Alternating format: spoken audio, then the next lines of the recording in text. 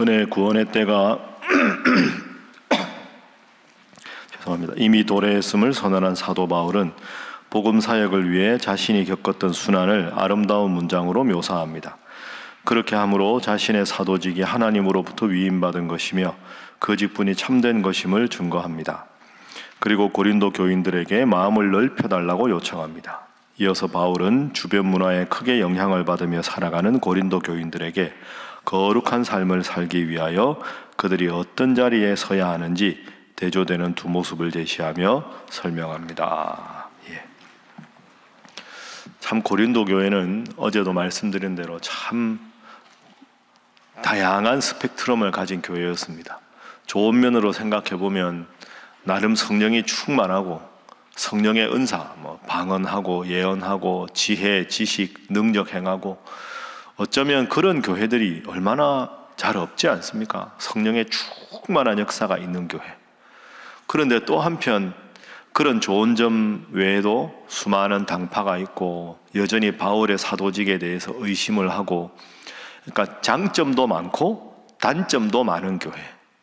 근데 이제 바울 입장에서는 장점에 대해서 칭찬하기보다 단점을 빨리 보완해야 초대교회의 중심교회로 고린도 교회가 우뚝 설 수 있으니까 여러 가지를 지금 제안도 하고 격려도 하고 때로는 꾸지람도 하고 그렇게 하고 있습니다. 그러면서 오늘 아주 중요한 말씀을 하십니다. 지금 고린도 교회 성도들이 제일 중요하게 여겨야 될 게 뭐냐?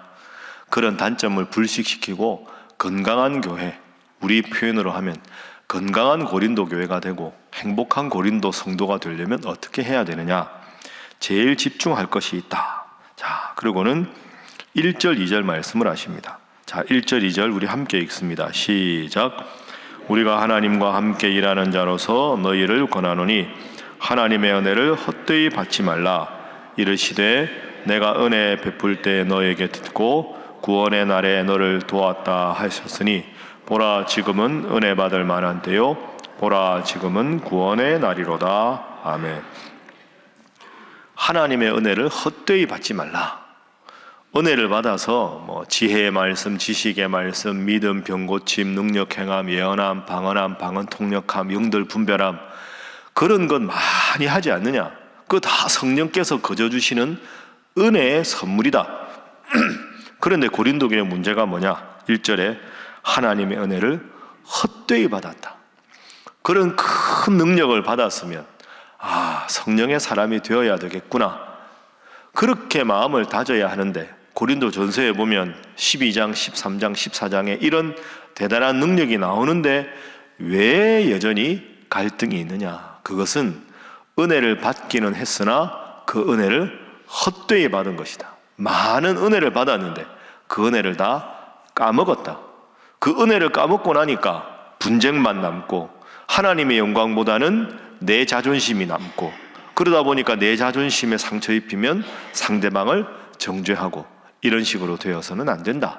그러니까 은혜 받은 거 다 까먹었으니 다시 하나님 주시는 은혜를 받아야 교회가 바로 서고 성도가 바로 선다. 그래서 2절에 보면 보라 지금은 은혜 받을 만한 때요 보라 지금은 구원의 날이로다. 다시 은혜 받는 일에 고린도교회 성도들이여 힘쓰십시오. 이런 권면입니다. 그래서 오늘 첫 번째 기도 제목은 은혜 받는 일에 가장 힘쓰게 하소서 하는 것입니다. 은혜 받는 일에 가장 힘쓰게 하소서. 이건 당시뿐 아니라 지금도 연결되지 않겠습니까? 어느 시대라도 제일 중요한 게 은혜를 받아야죠. 내 마음이 내가 아무리 조절하려고 해도 내 마음이 불편하고 미운 감정이 생기고 악한 마음이 들고 짜증이 나고 원망이 생기고, 그래서 내 마음에 은혜가 없는데 어떻게 그 은혜를 나누겠습니까? 내 마음에 사랑이 없는데 사랑하고 싶다고 퍼줄 사랑이 없지 않습니까? 누군가를 도와주고 싶은데 도와줄 수 있는 여력이 없고 마음이 없으면 아무것도 못합니다. 내 마음에 담을 수 있는 은혜도 능력도 사랑도 제한되어 있고 쓰다 보면 자꾸 줄어드는데, 우리가 자동차 타다가 기름을 주유소에 가서 넣어야 다시 먼 거리를 힘차게 달릴 수 있듯이 하나님의 은혜로 내 마음을 채워야 그 은혜로 교회가 잘 되고 살아간다, 이런 뜻입니다. 여러분도 늘 하나님의 은혜를 가득가득 마음에 채워서 써고 퍼주고 나누어 주어도 늘 마음속에 은혜가 넘치는 여러분 되시기를 주님 이름으로 축복합니다. 그게 이제 오늘 본문의 첫 번째 신앙적인 권면입니다. 그리고 이제 쭉 말씀을 하십니다. 자, 은혜 받은 사람의 예를 말해야 될 거 아닙니까? 그걸 바울 자신의 일을 이야기합니다. 우리가 참 고린도후서 6장에 위대한 구절이 있는데요, 구절 보십시오. 무명한 자, 쉽게 말하면 별 볼 일 없는 자, 다른 사람에게 하나도 주목받지 못하는 자 같지만 은혜 받은 사람, 하나님의 사람은 유명한 자요, 죽은 자 같지만 살아있는 사람이요, 징계를 받는 사람 같으나 결코 죽지 않고, 늘 할 일이 많고 바쁘고 일이 어려워서 근심하는 자 같으나 마음으로는 기뻐하고, 가난한 사람 같지만 많은 사람을 부요하게 하고, 아무것도 없는 사람 같지만 모든 것을 가진 자로다. 이 9절과 10절이 은혜 받은 사람의 모습입니다. 은혜 받은 성도의 모습. 9절 10절은 이런 것 같으나 저렇고, 저런 것 같으나 이렇고, 정반대되는 표현인데 참 멋진 표현입니다, 여러분. 9절 10절은 읽으면 읽을수록 은혜가 많이 됩니다. 그래서 여러분들도 9절 10절 가만히 읽으시고, 항상 마음이 좀 힘들 때, 답답할 때, 자꾸 이렇게 기력이 쇠하고 영적으로 떨어지는 것 같을 때 9절 10절을 자꾸 암송하고 외우면 하나님의 은혜를 주실 겁니다. 은혜 받은 사람은 9절과 10절의 모습이다. 자, 그러면 이제 하나님께 은혜를 받았습니다. 그럼 내 마음속에 은혜가 가득 찼습니다. 그런데 지금 교회는 다투고 싸우고 있잖아요, 고린도 교회가. 은혜를 받은 다음에 성도들을 대해야 될 거 아닙니까? 그래야 교회 분쟁이 살아가라 될 거 아닙니까? 그럼 은혜를 받았다, 그 모습이 9절과 10절이다. 그럼 은혜 받은 성도가 서로를 어떻게 대해야 하는가, 이게 궁금하겠죠. 바울이 이어서 말합니다. 자, 11절, 고린도인들이여 너희를 향하여 우리의 입이 열리고 우리의 마음이 넓어졌으니. 12절, 너희가 우리 안에서 좁아진 것이 아니라 오직 너희 심정에서 좁아진 것이니라. 자, 13절 함께 읽어봅니다. 시작. 너희도 마음을 넓히라. 아멘. 자, 11절에도 보면 마음이 넓어졌다. 그리고 13절에도 마음을 넓히라. 그러니까 하나님 앞에 은혜를 받았으면 그 은혜를 충만히 채워서 이제는 나는 바울파, 너는 아볼로파, 그럼 우리파의 자존심, 그런 거 생각하지 말고 마음을 넓게 써라. 넓게. 아볼로파도 내가 심었고 아볼로는 물을 주었으되 자라나게 하시는 분은 누굽니까? 하나님이시다. 그러니 하나님 입장에서 보면 아볼로 같은 사람도 필요하고 아볼로파에도 얼마나 훌륭한 사람들이 많으냐. 그래서 두 번째 기도 제목은 마음을 넉넉하고 넓게 쓰게 하소서 하는 것입니다. 마음을 넉넉하고 넓게 쓰게 하소서. 여러분, 바울의 권면은 가만히 읽어보면 어렵지 않습니다. 어렵지 않은데 아주 뭐라고 합니까? 핵심을 정확하게 찌릅니다. 제가 바울의 편지를 읽을 때마다 참 위대한 사도다 싶은 게, 문제가 지금 엄청나게 얽혀 있잖아요. 이 고린도 교회 문제가 엄청나게 많았거든요. 하나하나 지엽적인 거 가지고 세부적으로 말하지 않습니다. 제일 중요한 거, 쉽게 말하면 급소를 딱 치는 겁니다. 두 가지. 하나님의 은혜를 받아라. 은혜를 받았으면 마음을 넓혀라. 이 두 가지는 사실 다 해결되는 거 아닙니까? 11절에 마음이 넓어졌다. 그리고 12절, 오직 너희 심정에서 좁아진 것이니라. 다투다 보니까 마음이 좁아졌다. 마음이 좁아져서 자꾸 분쟁이 생기니 13절, 다시 마음을 넓혀라. 그러니까 은혜 받고 마음을 넓히면 교회의 문제가 해결된다. 여러분, 이게 교회만의 문제가 아니지 않겠습니까? 가정에서 자녀들 키울 때도, 직장 생활할 때도 참 생각해보면 인간관계가 우리가 쉽지가 않은데, 사회생활에 제일 중요한 거, 내가 먼저 하나님 주시는 사랑과 용서의 마음이 필요하고, 내 입장에서가 아니라 그분의 입장에서 저럴 수도 있겠구나, 그렇게 또 생각해보면 이해가는 면이 있고, 은혜 받고 마음을 넓혀서 여러분 가는 곳마다 사랑과 화평과 어제 우리가 본 대로 화해하는 여러분 모두가 되시기를 주님 이름으로 축복합니다. 자, 만약에 이렇게 하고 고린도후서 6장을 끝을 냈다면 그렇구나 이렇게 생각할 텐데, 바울이 여기 단서 조항을 하나 딱 답니다. 마음을 넓히는 건 좋은데 조심할 게 하나 있다. 그게 뭐냐? 자, 살펴봅니다. 14절 말씀입니다. 14절.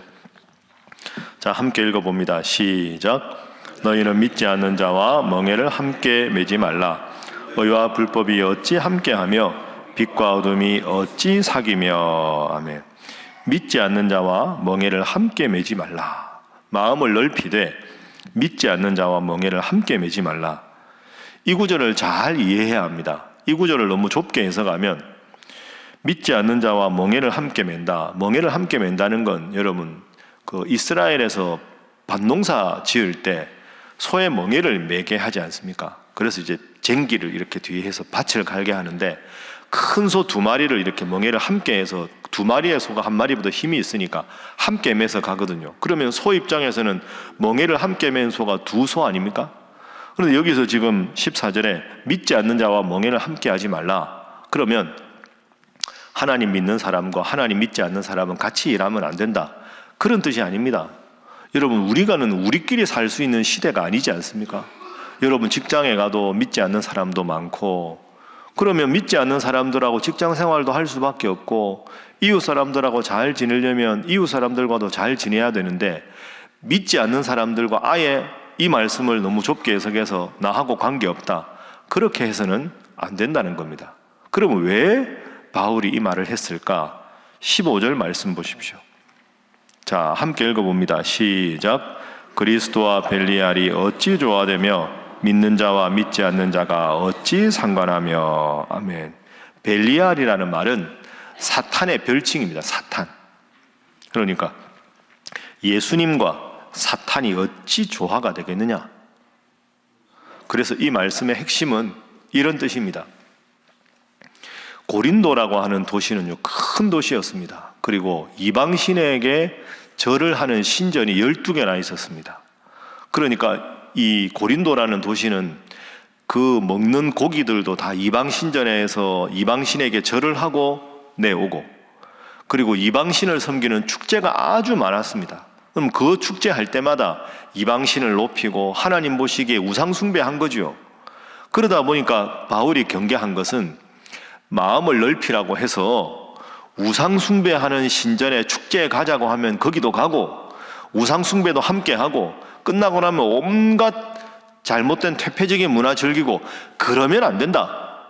마음을 넓히라는 것은 주님의 사랑으로 그들을 권면하고, 그들을 이해하고, 그들을 주님 안에서 화해하고 주님께 돌아오라는 거지, 마음을 넓히라고 해서 뭐 좋은 게 좋은 거지, 주일날은 고린도 교회 갔다가 평일날은 이방신을 섬기는 축제에 갔다가 이방신에게도 절하고, 그런 식으로 해서는 안 된다.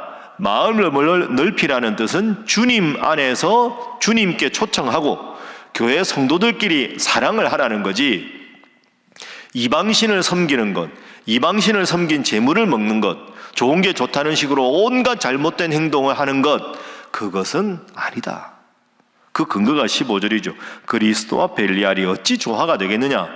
하나님을 섬기고 예수님을 구원자로 섬기는 고린도교의 성도들이 이방신을 섬기는 축제에 가서 사탄을 숭배하고 저것이 신이라고 하고, 그러면 안 된다.